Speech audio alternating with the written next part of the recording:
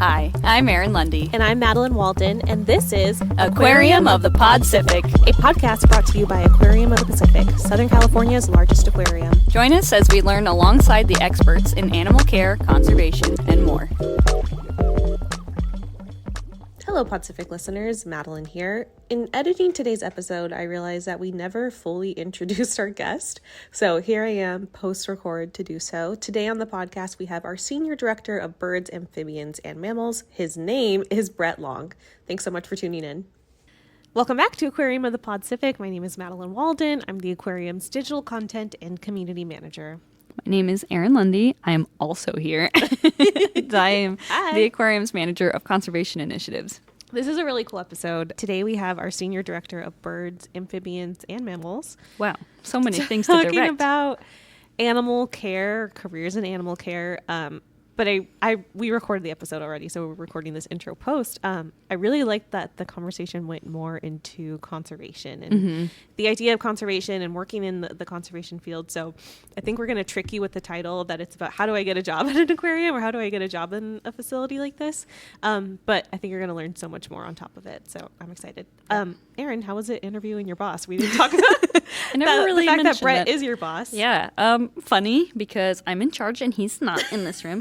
But also, I think it has always been, he's been a good example of sort of a non-linear career path. And I think we keep mentioning that in different episodes. Like, Brooke was a dolphin trainer and now takes care of octopus. And we have people who worked in advertising. You know, like there is no one way to get into it. And certainly there is the very traditional, tried and true. I did a couple internships. I volunteered somewhere and I work there now. But Brett's career path is very different. And I think it's interesting to hear how just tangential exposure to being around animal care can lead you to someday be the Senior Director of Birds, Amphibians, and Mammals. Decades-long career in animal care, which I think is fascinating, and you're absolutely right. There is really no linear way to get into this, and I think that's true of every field, but if you are interested in learning about what it's like to work in animal care and how to get into it, we do get a little piece of advice from Brett at the end there, too. Stick around. So, yeah, it's a really cool interview. Thank you for tuning in and listening, and hopefully this answers some of your burning questions about what it's like to work here.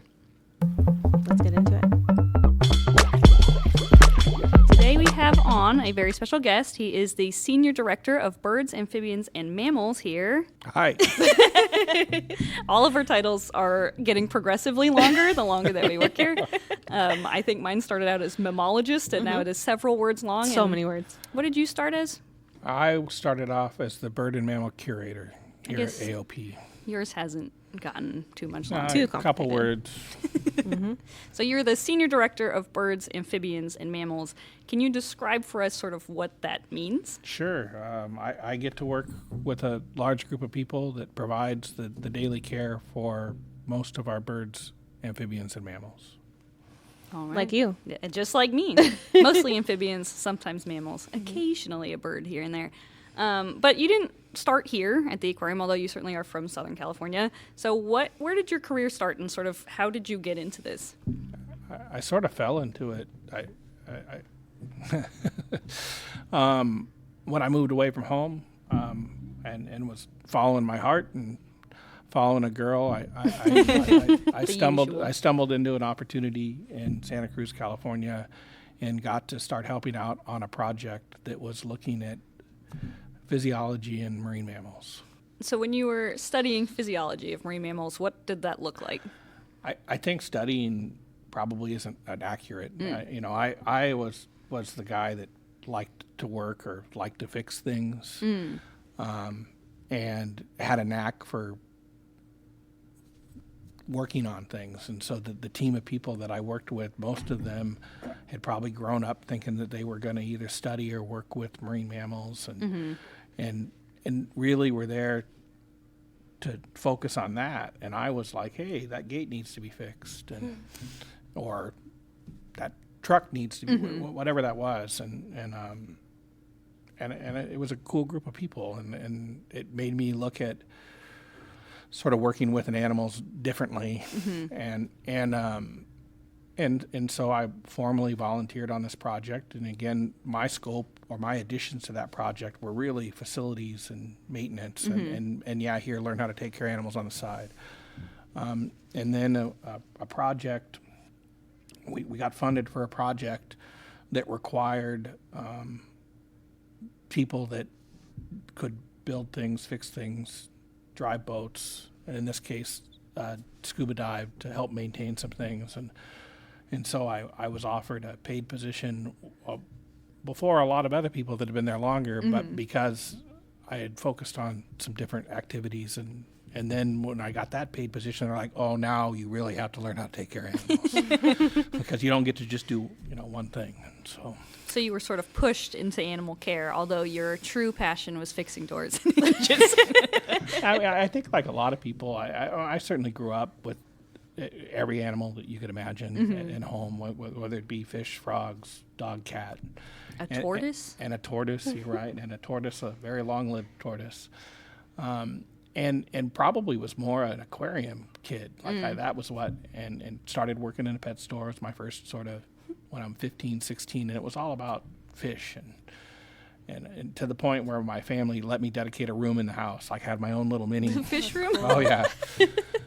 His private aquarium where he was the curator. I had several in the house distributed, and then the parents redid the whole carpet in the house, so you had to take everything out in one day, right? So that you can do the carpet. And they're like, just put them all back in one room. So I had my own little room. Fish room. And so I certainly had an interest in animals or a love for being around them, but I don't know that I thought that was going to be what I spent the next 30 years doing, certainly. That wasn't the plan originally. It was not. And so from there, which was sort of a research facility, and you were doing primarily those types of things, you went on to do animal care at other places? Yeah, I mean, super lucky in that I spent about a third of my time in the field getting to work with some cool species out in their normal environments or natural environments, and about 2/3 of my time learning how to care for them sort of in a research setting because we were studying particular aspects of their physiology. I did that for 10 or 12 years, and I loved it. Got a passion sort of for science and data and asking and trying to answer maybe very difficult questions, but then realized that even finding the answers to them didn't mean that other people weren't learning that. And so I had an opportunity to move up to Alaska at the Alaska Sea Life Center, which was sort of a hybrid. It was a research facility, so I was still doing the things that I was sort of comfort, what I was used to, but it started to open that opportunity to have sort of a guest experience or a visitor experience that was broader than just the research lab that I was working at before. And I think that in itself started to sort of drive my interests a little. Like, how do you get this story out? How do you engage with people? Can you fix things by peer-reviewed journals? I don't think that many people read those. But maybe finding a way to reach them in other ways. And so I was up in Alaska for 12 or 13 years. Similar work, different species, a lot of time in the field, loved it. And then realized that as many people do, I think, I'd been away from home for 27, 28 years. I had an unbelievable support network with my family all those years, and realized maybe it was time for me to move a little closer and invest a little bit more in them. And had this opportunity to accept a position here at the Aquarium Pacific. Very cool. I want to know, as someone who has grown up in California, what was the adjustment to living in Alaska? Just as a person, just in your life. I mean, that's very opposite climate. I went Southern California for 19 years, Central California for 15 years, and then Alaska for 12. And that Central California time really was the adaptation because it's very different. It's very different than Southern California. You got used to cooler. I've always been coastal, so there is there's one trend in it. It's coastal, and so certainly Alaska, darkness and winter is a thing. It was novel, so I think it was easy to adjust to in that regard, and I loved it. The adjustment back was harder than I expected. You have the excitement of being up there, right. new everything. Too much daytime here. It's like when you travel, your jet lag once you get there is you get over it really quickly, but coming home is the hard part. So it was an adjustment, but I think in the end I was built for cooler weather, and so, or maybe I just added enough weight to keep me I warm. was acclimatizing to Alaska. That's what it is. What was the adjustment like going from primarily working in a research facility, and I'm assuming closed doors for the most part, everything behind the scenes, and working with animals for sort of a very specific scientific purpose, to going to an institution like the Alaska Sea Life Center, and then eventually here, which is primarily a public display institution and educational rather than being a research institution, although certainly there is some research being done. I mean, I think there were a lot of differences. Some of it was a lot of the work. It wasn't that you were doing it behind closed doors because you were hiding something. It was just that you That's were, how you do were it, behind yeah. closed doors, and so you had a lot more control. Like the timing of it, how you managed, like you didn't have the additional. I was going to use the word pressures, but I actually think they're good challenges. Like you didn't have that obligation to explain to the guest or the visitor, or even a large staff. Like you were just super focused. Which meant that, boy, when you task on one or two things, you feel like you get a lot more done as opposed to being spread out. And so, I mean, it was a transition. And so for me to, go to a place that had no established show times, or demonstration times, or no real, the schedule was your own. You made it. Your start time, your end time, didn't matter. And then slowly progressed into facilities that you had other obligations that are appropriate obligations. That all of a sudden you're like, wow, I don't have control over this particular function of the day, or this when I might feed this animal or when not. So, I mean, it was an adjustment, but I think that the value of the reaching 1.5 million people a year is significant. Yeah. Absolutely. And so I think there's trade-offs, and you learn to work with that and realize that that's part of what it is. But we're getting to fine tune, and so I often get in this sort of philosophical dilemma between calling things science or research or conservation. And certainly the first half of my career I would call participating in directed research. You get very disciplined, create the hypothetical question that you're trying to answer, to now that I think we're fortunately drifting into this conservation side, that it's not necessarily a directed research question, but it's how we interact with or impact our local ecosystems or that type of thing. And so to me, it's not a full arc, and I'm not returning to my roots. I think that I'm getting to like see it from a different perspective and really focus on some of those sort of overarching goals, and to see AOP, move in that direction. I think they've always been doing it. I think we're just being more purposed on the choices we make, and then sharing that story in a more meaningful way than maybe some zoos and aquariums, including AOP, historically did. Because that was always it's cool to do, but people aren't interested in that. So and now I think people have an expectation that's why we exist, and which I'm happy that expectation exists. The culture change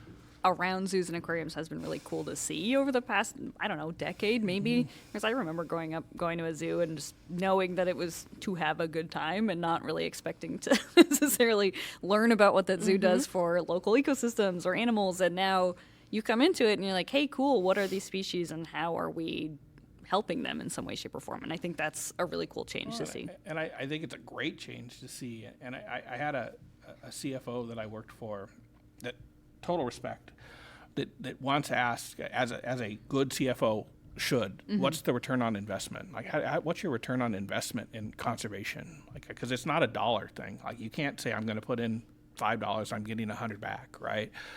If only that were how it wouldn't it be every lovely? Species would be saved. And my answer to him, very immediate, and I firmly believe this, and in 20 years or so we'll prove whether or not it was true. I'm like, do you want to be a zoo or aquarium in 20 years or not? Because I think the expectation is that these institutions, these nonprofits, for-profit, doesn't matter. We have an obligation now to be a part of that change, to be a part of that effort. Yeah.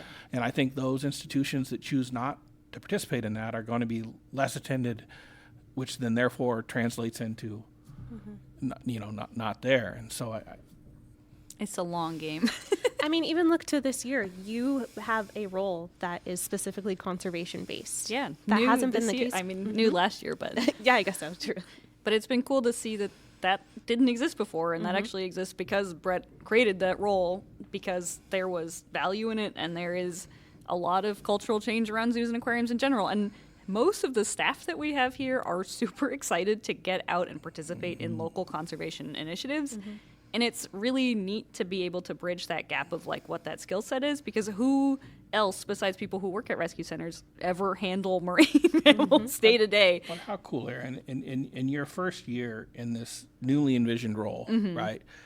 one of the, not for checking a box sake, but literally every paid staff person on our team had the opportunity to participate in an external conservation project. It's huge. That's huge. And I think the team feels that and supports it, because I mean, they're all right. And we see that even in our recruitment processes now. That's the thing with the feedback we're getting. Like, hey, why do you want to come to AOP? Well, we understand you guys actively participate in this. I'm glad I'm glad that's what people are hearing now. But I think you're so right. The expectation from the general audience has shifted. Even in I just hit 8 years here, and going 8 years. 8 years. Oh my goodness, I'm so old. That's like a second grader. I feel like a second grader. But just from the public's understanding of us and their expectations of us too are very different. I think, we are a public facility. We are sometimes seen as an entertainment facility, but it's really kind of just literally, lack of a better word, just to hook people and bring them in. Sure. Look, I've said this before, we have cute animals, we have exciting things to do. But when you leave here, you leave with so much more than just that. So I think both of you are very valuable to that effort. It's been fun for me in that in the animal care industry, or, oftentimes the species that I worked with were considered these megafauna that just naturally people are attracted to, whether it be the dolphin, the sea lion, the sea otter. I think the fun I'm having now is that we even utilize those projects to solicit interest, or Absolutely. like, hey, come see this, and then like, hey, look at all these other things we're doing. And I mean, the amount of frog enthusiasts that have been created, or that we see now. My family, it's like, can you stop talking about the frogs, please? Never. Never, ever. Aaron's like, my family is dead. My family came to visit, and they're like, that's enough frogs already. You can't stop me. No, but frog people are so passionate, and I think that Thank facilities you. like ours that thank you, facilities like ours that are uplifting frog stories and amphibian stories in general, we're really reaching an audience that truly cares, and you do a good job of explaining it. Frogs are really such a indicator of our planet, and 41% of amphibian species are threatened with extinction. So Get a little fun. She just knows there. that Not off the so top of her fun. head. but It's a really it is sad fact. Yeah. So help a and I frog. think there's this again. We're sort of packaging these conservation programs now, but in a very appropriate way. Like I was super excited this morning. I'm like, hey, I got mail. It's actually for me, not something I opened up, and it was these T-shirts that our team here has made that are supporting our white abalone work. That you're, That's and I'm awesome. like, They're and I'm cute like hanging shirts. in my eye. I'm like, hey, now an abalone guy. Yeah. Like, I mean, I'm not really. I'm just part of it, or on the side. You're but advertising. that's it. Advertising. Oh, jeez. Anyway, I think a lot of people are very curious as to know how to get into animal care. They, they see the things that are highlighted on social media. They see people training a sea lion, and the question we get asked all the time is, "How do I do what that? you do?" Yeah, I want to do that. Please, can I do that? And certainly there are really great aspects of the job, and there are downsides to the job as well. But most of our listeners and a lot of our audience want to know how to get into this field. And so, what did you study? What would you recommend people study? And sort of what could that look like? I always think that I'm not the right example. Which is why you're the right Yeah, example. a perfect example, actually. And I think it's changed a lot. I shouldn't even say I think. I know it's changed. How you get into the field, what certifications or what degrees you need have changed and altered. And for me, I surprise a lot of people because of the type of work that I did. I did never finish my undergraduate work. Some of that is my personality and the way my brain works. I'm more of a hands-on person and probably struggle a little bit more with sort of like classroom learning, But at the same time, the first job in the industry, I was working at the marine lab at the university for the professors, and I would go up and sit in the front row, try to be a good student, and they would be lecturing about the work that we were doing, which was really cool because you're a part of it. And then as a joke, and I tease them to this day, 30 years later, they'd go, Brett, what are you doing here? You should be working.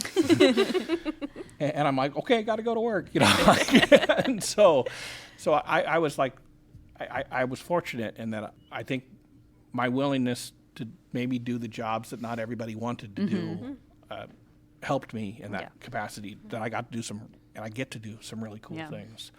I think that historically in our industry, it really has been, to get in, it's based on volunteerism and internship. And that's changing, and it needs to change, because in a positive way, I still, volunteering is phenomenal. Love it. I love that aspect of the staff that work with us. I do it in my personal life, like that's a, but I do think that it's a little, not unfair, wrong word, unequitable to mandate volunteerism to get into a job when there are many people that would love to volunteer, but they have obligations that keep them from doing that. They can't quite make that work in their lives. And so I think that historically in our industry, that's how we started, right? Everybody started as a volunteer. They did 1 or 2 internships, and then we're now recognizing that pathway in itself probably presents some barriers to people. So how do you open this up? I think that my recommendation to people is you almost just need to be a known person. And so I think certainly being passionate. I do think that in general, completing a college degree still helps. I do, again, institutions are trending away from that as a requirement. They'll often say that or an equivalent experience. But I think that's where you can make the connection sometimes. Certainly if you're getting to high school students as opposed to college students, or if you're getting to, a younger group, it's, hey, learn to invest in your community, invest in working around your local aquarium as a kid, become involved. That helps. I think that on the bird, amphibian, and mammal team, our hiring practices have changed the last several years. And to me, again, very positive, but I think it's going to take a little time for us to be able to be unequivocally say, this is what. But, I mean, here at this facility, it's about how we connect to the guests. And I find it a lot easier to teach people how to care for animals than I do to teach people how to care about interacting with the guests. And the team, too. And, and the team. And so what we're looking for people right now that are team players and interested in building up the team, and then we can teach you how to take care of the animal or teach you other stuff. And so and when I talk to my colleagues that are in similar roles and positions, I'd like to say that, hey, we're at the forefront of this, and I think a lot of people are starting to realize that's sort of like, again, it's about the team. I mean, I started to ask, what do I do? I didn't say that I take care of animals. I said I work with a large team of people that we're tasked with this, and that's the ticket, like getting people that want to invest. Even our conservation stories are not our stories, our investment. I mean, in order for us to get 100% participation of staff out there, then those that aren't out there have to work harder. Right? And so if you're not willing to, you're investing in each other all the time, because Alex gets to go and participate in some marine mammal rehabilitation work. Well, it's not that Alex's work didn't get done back here. Like the and he's team not back doing here, it on his day off. And he's not doing his, like, It's allocated. And so I think that getting, really coming in as I believe in the team, I believe in the community, I believe in that sets people apart for me now when I'm going through those sort of hiring processes and looking, and you gotta want to work. Yeah. It's and that's almost a bad word nowadays. Work is a 4-letter word, right? Like, or it can be, and there needs to be balance, and I don't model that well, but I think I'm better at not expecting, I'm not better at other people. I'm getting better at not expecting. Of course. But I to a certain component that you got to want to work. It's been interesting to see sort of how the team dynamic has changed over time, but I think it goes back to sort of what you said, that exposure is really the number one key to getting into this field, and whether that's being someone who is known to a facility, like even our regular visitors, I get to know. Like, there are aquarium members that I see all the time, and I actually have conversations with them, and it is much easier to pick out that name from a resume than it is to not. So just talk to people at the aquariums where you work, get to know them, but if you have the opportunity to find a way to integrate into it, I think the other part that people don't always realize is that there's a high chance it's not for you. As fun as it can be, that's like 2% of our job is what you see on social media. And Madeline's done a wonderful job of highlighting what the reality of it can look like, but certainly you see someone having It's a lot fun. of work. But, I see it. But I see also, you guys. I think It's that a lot not of the work. opposite. I agree with what you're saying. Is that this isn't cut out for everybody.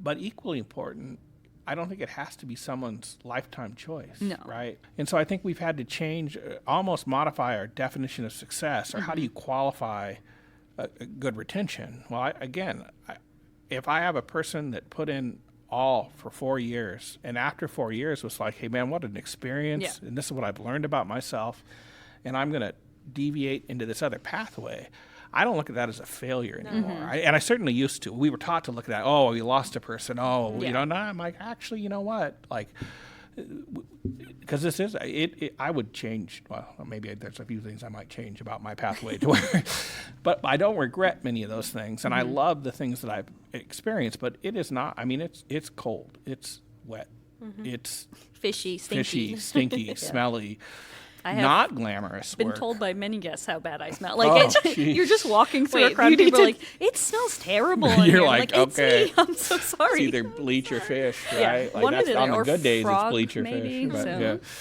Yeah, it's But, not as glamorous as it looks when you can't smell us. And if it's not something that maybe you're not interested in, there's so many other roles Yeah. in facilities like this, like social media, like Yes. science communication, so many other things that you can do, or you can be around amazing people like you, and only touch fish if you really feel like it that day. Well, I like what you just said, Madeline, and I think again when I look at the team dynamic and where people sell me in a interview is also when they value those other experiences in this place. Like we are one very large team, and not any one of our departments can survive in isolation. Absolutely. Right? Like, and that needs, and in the animal care field, I don't think that's always been the sentiment of those that are doing the animal care. I think that's changing, and I'm happy that's changing. There's a little bit of a culture shift there. Again, not referencing AI. This is Yeah, 30 Cross, years of yeah. watching I people. think nonprofits in general, it has to work as a Right. full team because we're all here for the Right. same reason. It's for the animals. So, in your experience over the past couple decades, how has animal care changed? What does that look like? How is it different than when you started, and has it improved? Hopefully. I mean, I think yes, it has improved. And I think we can demonstrate that very empirically, like from a data-driven standpoint, and a feel about it, right? And that's the part that I think that this pendulum is swinging back. Because like in my generation of coming up in animal care early on, there was this like, hey, we're scientists, we're not feely people, like no anthropomorphism, and you can't tell what an animal feels, and like and now I think we're allowing that sort of back in to like, because feeling or your gut, or how does this make you feel, I think contributes.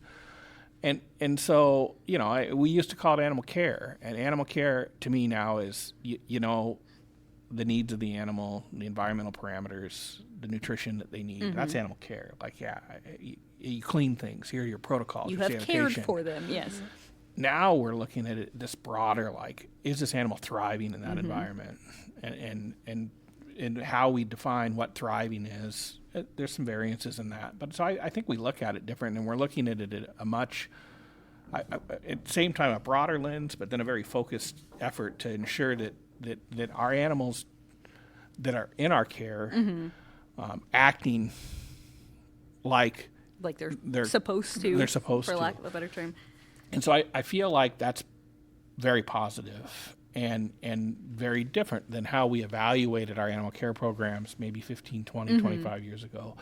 So we've improved. And that's been not a hard sell, but a hard transition, because I think I was brought up and insisted that we were very proud of our animal care. Should have been. We're very clean, very spotless. Like I would eat off that floor in that food prep space, like. Maybe don't. Well, but I think that we now realize that there's these other components that we have to be looking at, social structures and this type of thing. And I think that most modern zoos and aquariums are not even trending. They're in that direction, and we need to keep going that way, which is why I think it's better now But I don't think we could be where we were if we didn't have the experiences we had Yeah. to learn, like. It does feel like the approach is a little bit more holistic now than when I started. Even I started 10 years ago, geez. And, started working around animals. It was very much like sanitize everything. And, there are animals for which that is not an appropriate way to handle things. There are animals that need a microbiome around them. Frogs exist in their own muck, in their own sense, and that's healthy for them. You don't want a frog in a completely sanitized environment. And it's the same for a lot of species, actually. And I think that has been a really cool change to see, is that people approach animal care and now animal welfare, and they look at the animal, they look at their environment, they look at all of these things that we maybe didn't consider before. Oh, is the glare a little bit too bright in here for this animal? And try to see things from their perspective. And I think taking the human perspective out of it and then looking at it through their lens has changed it. I think you and I, several of us, but you and I specifically, had this opportunity the last several months, that when we were building out this new exhibit, like Frogs. The frog exhibit. Navigating a I was changing trying to stay world. away from Right? That's what it's called. Frog. Facing Facing a changing world. There we go. Good marketing employee. But even that process, and Aaron, you saw, or unfortunately got to experience my free flow of brain coming out going, wow, the way that we're looking at these environments are so different. And there is it was unintended initially, and then it was very intentful from a welfare perspective, and like we're creating, and we know it. I mean, I think it's all been positive feedback, which is lovely, but people are like, boy, they're really hard to find sometimes. Well, that's part of, like the experience of being a frog. And because we now know that providing that bioactive environment that provides both shelter and lighting parameters, that's what these animals need. And we're willing to tell that story, recognizing that there might be a day the guest walks and they might not see their favorite frog. But just come find me and I'll point them out for you. with their little special super I will eyes. say again, that exhibit is so beautiful. You guys did an amazing job up there. It's unreal up there. If you haven't visited the aquarium yet, Frogs Facing a Changing World, right? Yep, you got it. Nailed it. Opened almost a month ago. Yeah, it's a couple of weeks now. Yeah, and it's really spectacular. So you have to come and see it. It was a special experience. Like there was a lot of cool team activity going on there, and broader team like that. It's been fun. The space has been transformed. It's really cool to see us focus on amphibians so much, where mammals have their area, the fish and invertebrates have their area, and I feel like amphibians are kind of this new... They're getting their moment. They're a new guy on the block. Yeah. I mean, amphibians are basically marine mammals. They spend part of their time in the water, part of their time on land, and they eat a lot. It's the same thing, basically. I don't think my job's changed that much over the last couple of years. But, yeah, it's definitely been interesting to sort of watch that transition. And I have a question for you that Madeline is also going to ask of me, but... How do you sort of decide from your position what conservation the aquarium participates in, or at least our team participates in? We are trying to be more mindful of that process and not following trends or not trying to predict where things are going as much as, like I think that my mind, I look at sort of ecosystem impact, community impact, and I'm trying to make myself love Southern California again, right? Like I mean, because I've lived in some phenomenal places, that it's so easy to be a conservationist when you're out in the middle of, but and when only 700,000 people live in your state, let alone 15 million in a 50-mile perimeter, and so I think that Aquarium of the Pacific is geographically location. Like we are in a phenomenal location. And we have the opportunity to go geographically a lot of places. It fit within sort of our mission parameters, but there is so much going on in the Southern California ecosystem that I think that we were looking afar for a while, and now we're trying to look at, and because I don't think the aquarium can solve it. I don't think any one entity can solve it. It's going to take a community and this network of places, and so certainly right now I think that. No project is our project. We're a partner. We're a partner. All projects. And I love that that's what we're looking, because I think that partners are going to create more effective change than any single institution or single entity.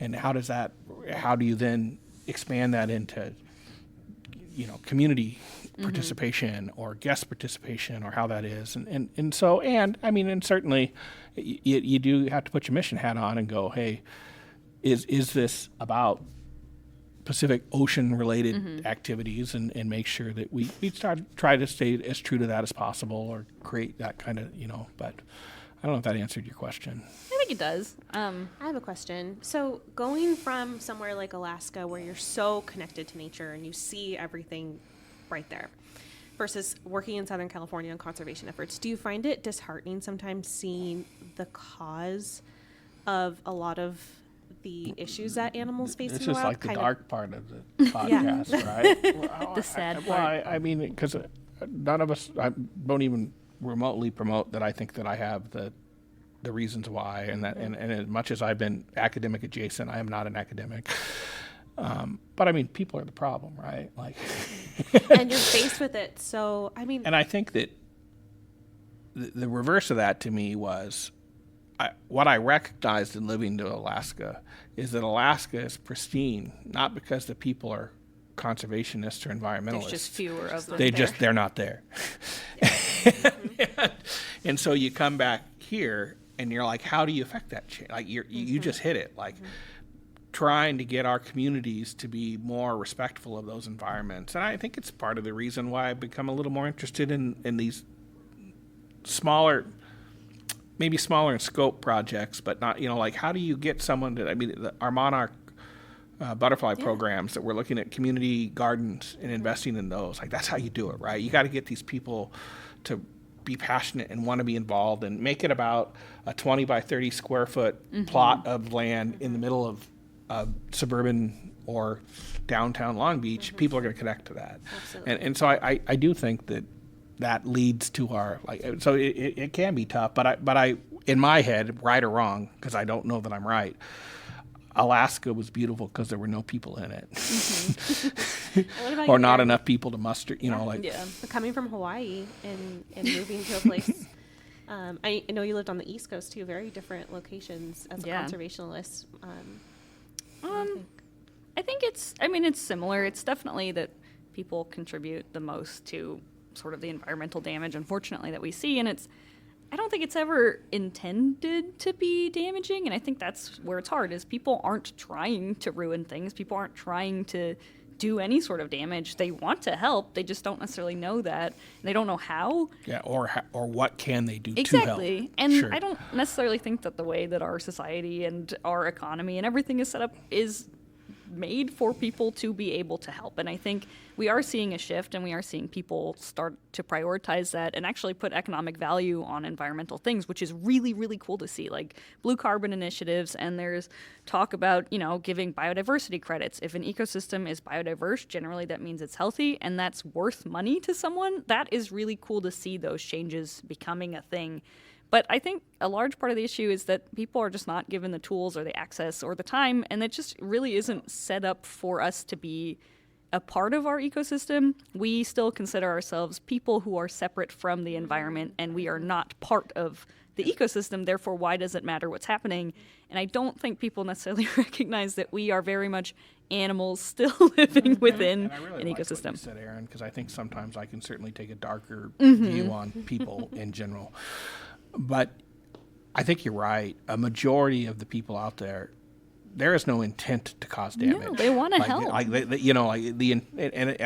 to remind myself that they're not intending to do this. So then, how can we find a way to help them understand, to lessen that impact, or and to help them help? Right. Give them a platform to do that, or make those things more worthwhile or worth money so that people can do that for a living. And I think that's the disconnect, and that's what's a little bit difficult about it. So it's a multifaceted issue. Hawaii is beautiful, but again, even Oahu, where I grew up, is significantly more developed and significantly more impacted than the outer islands because there are so many more people.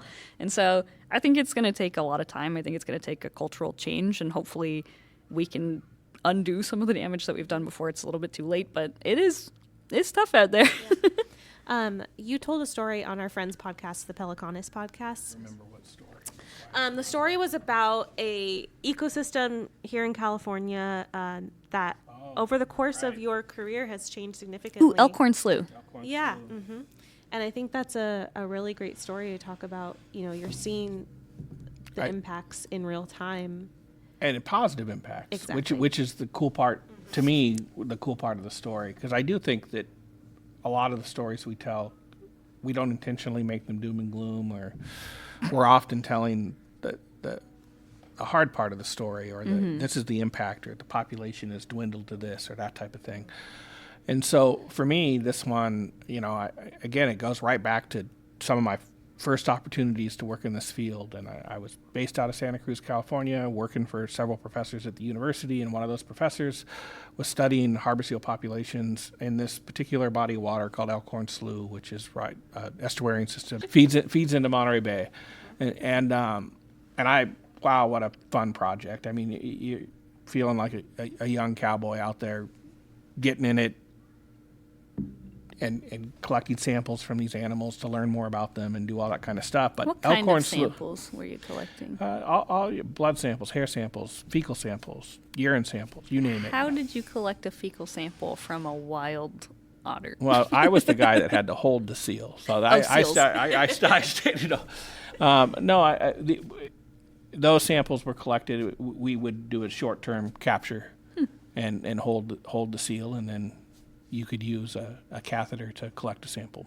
That's very interesting. I've never. Or you could collect it off the beach when they left. You're like, then you just didn't know there. which seal it was.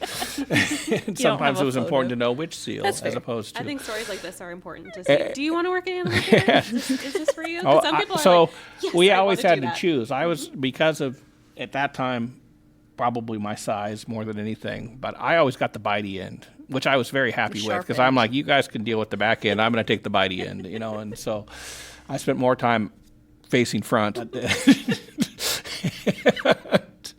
But so this Elkhorn Slough, it functionally is an agricultural area that in the 90s, 80s was agricultural sludge. I mean, literally, you would go through this muck, this mud, that when you stepped in it, you could smell like the sulfur egg smell, because it was just anaerobic sludge.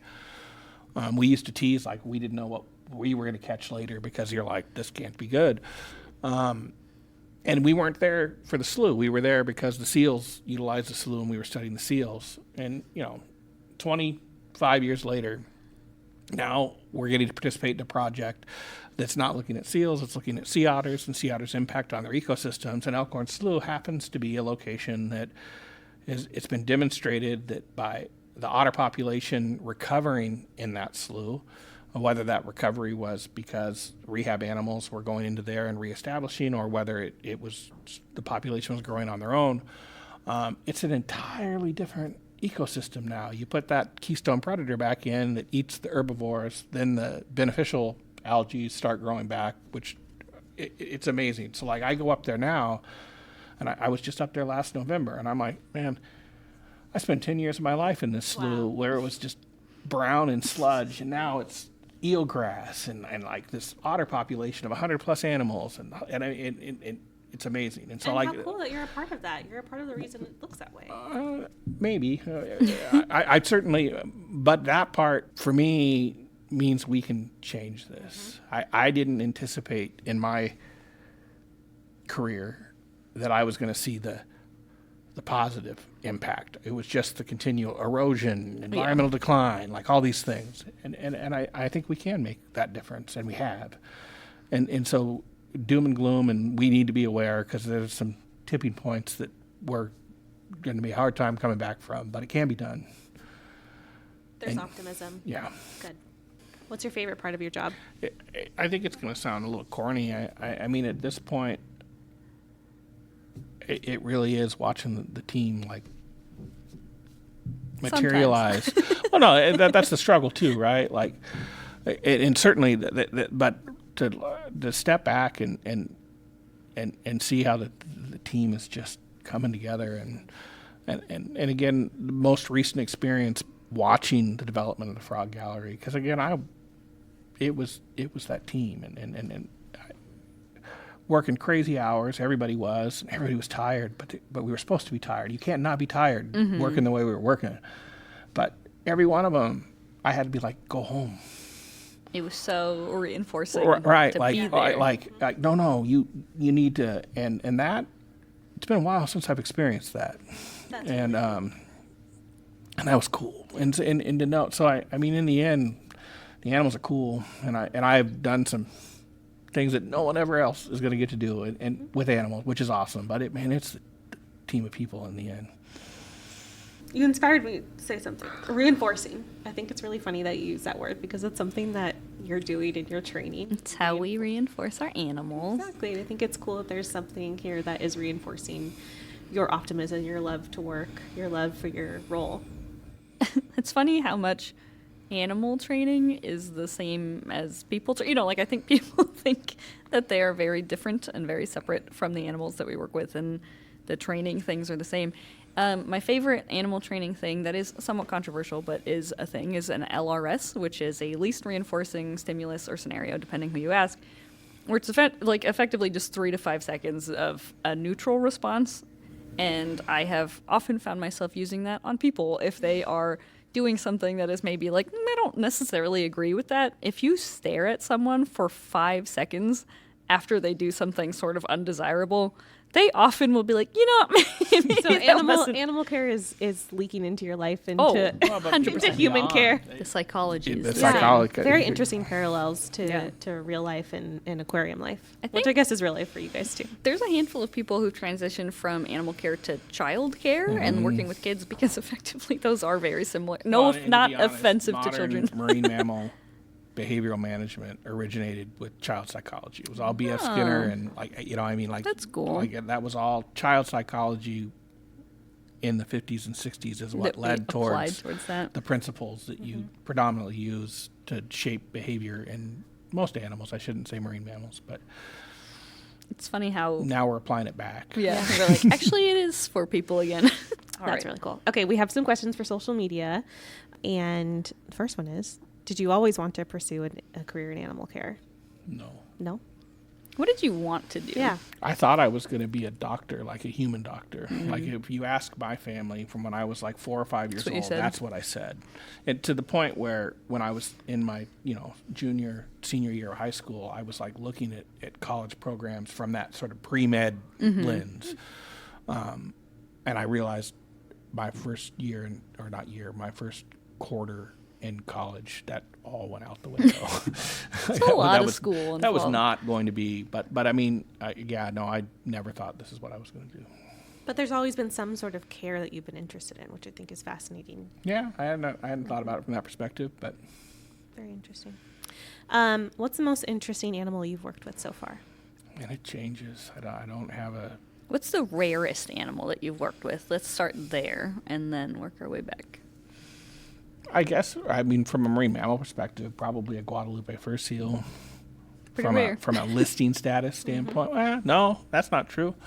Cook Inlet belugas. There's only 300 of those. Cook Inlet belugas. Yeah. Why? So for those belugas, that's a distinct population segment. And so for that population. Okay. That are critically endangered. So I guess that would, all in your definition of rare, right? There were only 300 of them, and I worked with one. We had someone who previously volunteered here go on to intern at the Alaska Sea Life Center and then send us pictures of Brett that were just like weirdly posted around the aquarium. You're famous. Or the Alaska Sea Life Center that were like on the wall, and it was like a protocol or something, and then it was like a picture of him in waders like feeding a walrus. It's just like, what is this? Cool. So cool. And that part's been, I've been super lucky. Maybe not lucky, fortunate, that's a better word. In that I've gotten to work with most of the species, both in sort of our collection environment and both out in the field, which is just amazing. And so I highly value those experiences, but individual animals, certainly there are some that resonate, and I don't know whether that fades over time or whether it hurts a little when you lose them, so maybe you don't invest quite the same way when you. I'm trying to figure that out. We just participated in a meeting today that was sort of quality of life and end of life animal thought welfare. processes with animal welfare, and it makes you think, and it's like, hey, name your animals. And I recognize that my animals are some of the ones that earlier in my career, and I know I'm equally invested in the ones that are present in my life right now, but I wonder whether you develop that little like, oh, I'm never going to let that get attached quite the same way. I mean, I certainly think so. It was weird seeing animals that I was attached to from when I started here not appear on that screen, because the people who worked with them have all either gone on to do something else.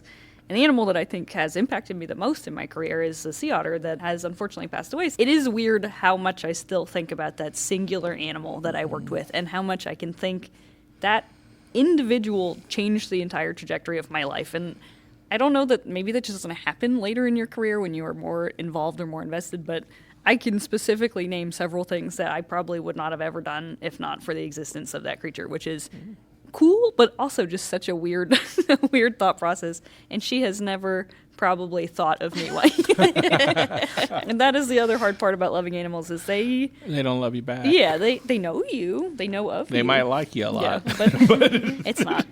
Well, that must be, I mean, you guys are so passionate. So there is a element of having a deep passion, and maybe it does come from a singular animal, or even as a kid, a pet that just made you attach yourself to, the idea of animal care in general. And I think that's what the aquarium hopes to achieve too, is to allow people that opportunity and that intersection. Yeah.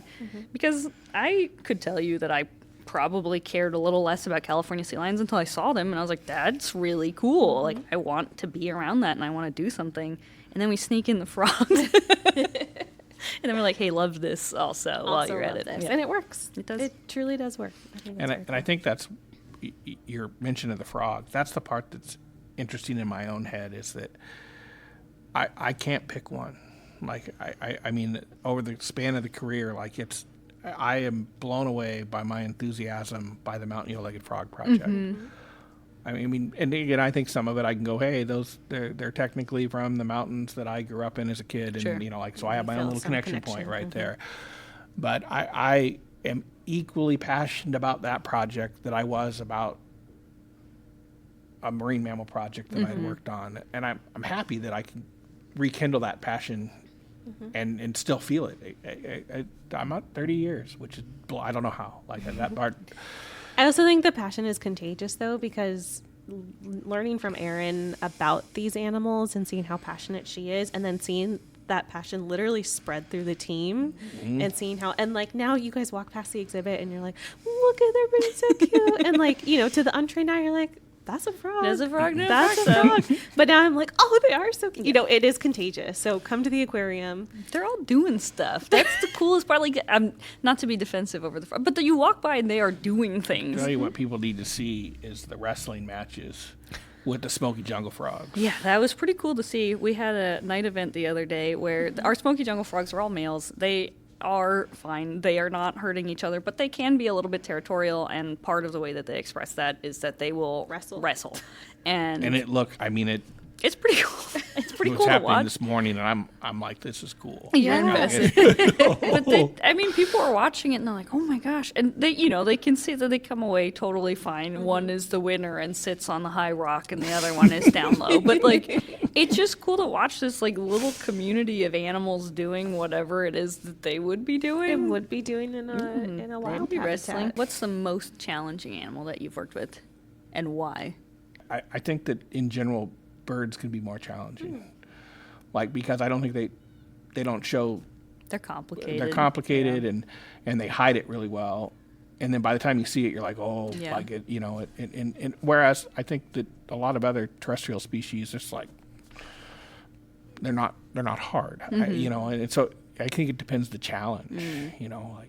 Can you have pets at home if you care professionally for animals all day? Yeah. How does it impact your ability to be a pet owner, or how you interact with your pets? I think that the challenge for me, I in my adult life have not been like the primary owner or primary on most of the pets that I've lived with and around, and some of it was I believed that I couldn't provide for them in the manner in which, like I really respect people that are pet owners that leave work at an appropriate time so they actually go and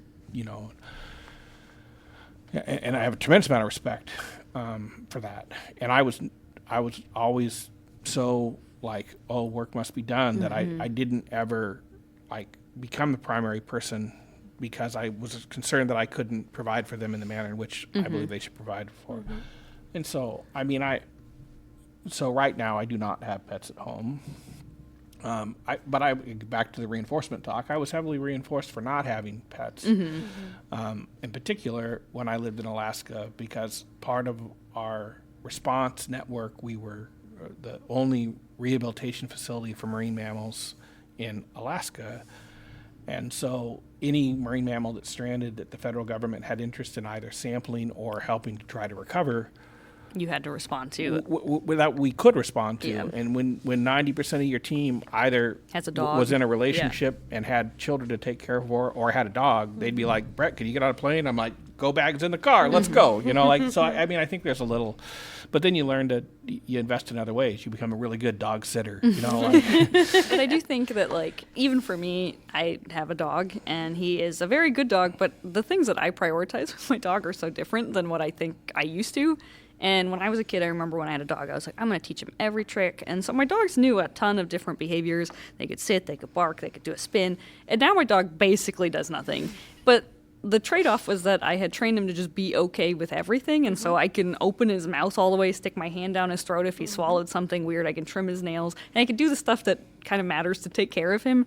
And so I think it changed my perspective on sort of like how to prioritize taking care of an animal and desensitizing them to different things, rather than just thinking that a trained animal is one that knew a lot of different behaviors. It has changed my perspective on pet ownership in the same way. And I have frogs at home, but I have 4 tiny dart frogs in an enclosure that I could fit inside. And so I do think it changes how you look at things and how you want to give your animals everything that you would be able to give them at a well-resourced facility like we have. You're like, okay, how do I replicate this in my house, in my however big my apartment is? I was recently, I had a small stint of time, maybe not that small, that I sort of a reptile enthusiast also when I was younger. And savanna monitors, I am like, monitor lizards are this thing for me.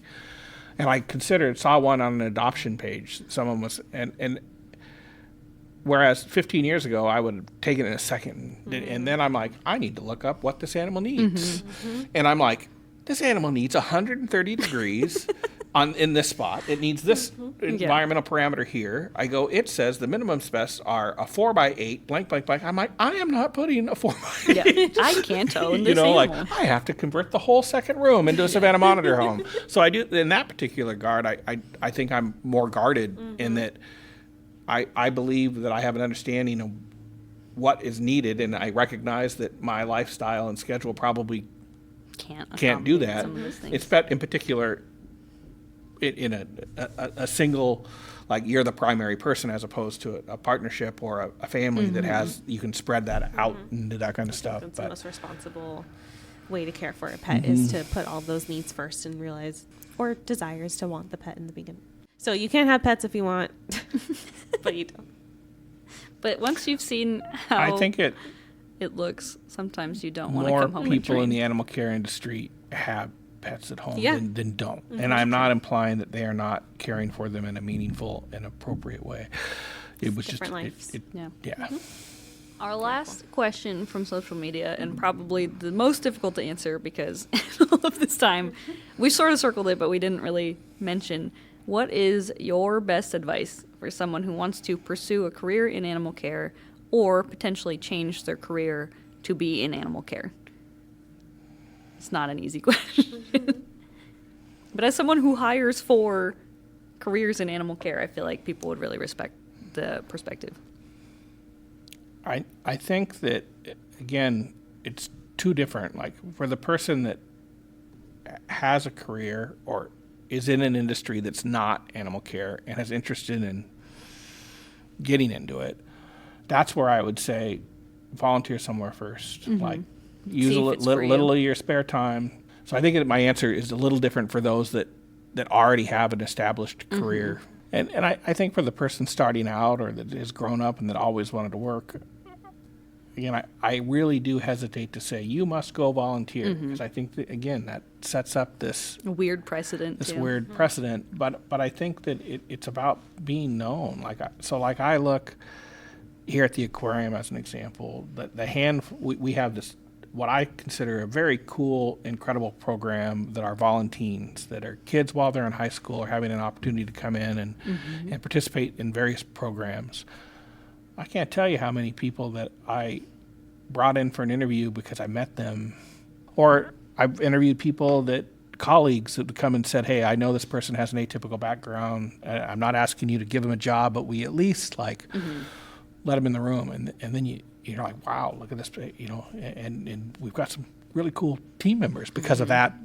And so I think that finding a way to be involved in your community, I think that getting involved in not any aspect of animal care, but working at your local SPCA, the Humane Society, 4-H club, like any of these things, like I value that. And I look at that now, and if someone says they came up through 4-H or they lived in some agricultural community and had to take care of livestock, I'm like, they know what work is. I think there's probably some people who are like, well, I don't even apply for that because I don't live anywhere close to water where I would work with marine animals up close, but there is still so much value in the experience that you can get anywhere. And I still have a ton to learn about the animals that we care for, that I care for, but I'm more, again, I would rather hire someone that has no experience with the species we work with, but has a demonstrated passion or willingness to do the work. Again, in our world here, it becomes, we found this, in my opinion, for us to do our jobs appropriately, we also have to be extremely comfortable interfacing with and interacting with our guests. That's been one of the biggest probably growing points in my career, is I didn't necessarily want to work with people. I mean, I wasn't opposed to it, but I was not a good public speaker. I did not work, on those things. To me to think. But I kind of was forced, is probably too strong a word, but thrust into this, hey, you are now the center of attention. Everyone wants to know, what do you know about sea lions and what do you know about frogs? And half of that came from actually Madeline doing TikTok lives and TikToks where I just had to speak on the things that we knew, and they became popular and they were entertaining, but they're also educational. And I almost feel like that was a large turning point for me, where I'm like, oh, my job is actually to tell people these stories, and not, it is taking care of animals, but much more so the impact that I'm going to have comes from telling stories of the animals and telling people why they're important, but also entertaining them so that they keep wanting to learn a little bit more about the animals. And so I think that's the birth of this podcast. It's everything. Yeah, everything is to tell stories and to talk to people. So, and you're so great at it. I think that's where, thank you. that's where a lot of our success has come from social media, is videos where you're showcasing your passion for the animals and speaking about them. Is. All of our staff here, they can speak on things in such an accessible way, and that's always my goal with our social media presence, is to present them in an accessible way where me, a person with no marine background or science background, can listen or watch and be entertained and want to learn more. And not feel like there's a weird barrier of I have to understand these things before I can listen participate to this. in this world, and it's not the case. I think you do a really good job of that. Okay, thanks. What I want to end on is your vision for the future of animal care. Where do you see it going? Where would you like it to go? Whether it's specific to the aquarium in general or just the concept of animal husbandry, animal care in the future. I feel like, and I like that we're almost going back towards this blending of art and science, this holistic approach, but validate that by science, and that's, for me, that's what feels good. Because certainly the first half of my career, again, I was not the scientist, but I was the person that had to collect the data in a very rigorous manner, and you learned a lot, and you can talk a lot about the physiology and a lot about this, but bringing that and this just, again, creating environments that our animals thrive in, and defining thriving by acting like and exhibiting behaviors that you would see in those animals in their natural environment. And I think that zoos and aquariums are beyond trending that way. That is the modern zoo and aquarium. any zoo or aquarium that's been around for more than 20 years are going to have areas that they're going to focus on and work on, but it's just, I want to see this holistic comfort with artistic thought processes, but backed up by validated Science and data. you know I think that's what welfare is really approaching, and I think it's a really cool relative new development in animal care is looking at welfare. So we'll talk about welfare someday. That'll be a whole episode in and of itself if we want it to be. Okay. Sure. But all right, well, thank you Thank for you. Thank you. teaching a us, blast. teaching me how to get a job in animal care. Finally, You're hired. This has been an extended job interview. 10 years in the making. I think people really appreciate it, and really genuinely the question everyone wants to know is, how do I do what you do? And I think it's a good summary of, you can do it. Are you sure you want to do it? I know and I think that like the philosophical or ethical dilemma I have now almost goes back. Are you sure you want to? And not in a mean way. Your job doesn't end when you clock out. I know. No. I know as much as you'd like it to, or maybe, would want it to, but you're constantly thinking about these animals because there's such a connection. There is such a love, a passion for it, which I think is very admirable. But It's something tiring. that you do, It's something tiring. that you do have to consider if it is the right job for you or right career. One time I got laid off from a position, or the grant ran out, and my job was let go. And for about 9 months, I was working on a boat as a deckhand and running the boat. Loved it. I love that kind of work anyways. But it was the only time in my adult life, that 9 months, that I had a job that when you got the boat back to shore, you plugged into shore power. That's it. It was done. You're done. Right? Yeah. And I never experienced that before that, and I haven't experienced since. And that 9 months, the first 5-6 months, man, it was Lovely.